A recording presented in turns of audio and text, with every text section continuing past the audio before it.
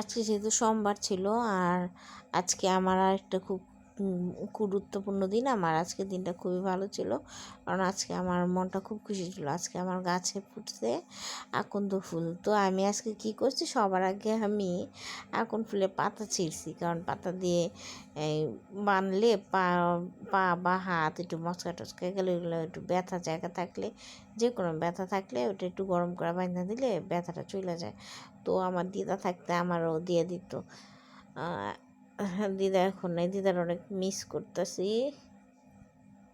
ভালো লাগতেছে না দিদার কথাটা মনে পড়াতে। দূর, দিদার আজকে 2 বছর, মানে কালকে সকালে দুই বছর দিদার হয়ে যাবে, যে দিদারে দেখি না।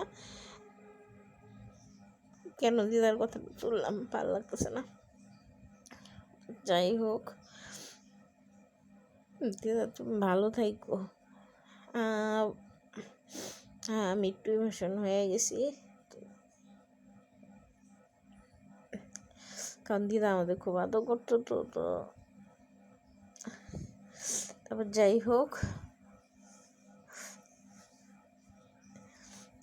আকন ফুল পারলাম। আকন ফুলে যে এখন আকন ফুল পারতাছি, যে তখন বাইরের দিক থেকে দেখা যাচ্ছে যে বাইরে আমার আবার এখানে যত উস্তা গাছগুলো গ্রিলে বাইরে উঠছে, তো সেই জন্য যে বাইর দিয়া দেখা যেতেছে যে আমি আকন ফুল পারতাছি। আমি জানি না কেন আমার না বাইরের দিকে ক্যামেরা নিলে, মোবাইল নিলে অনেক ভয় লাগে যে হাত থেকে পড়ে যাইব।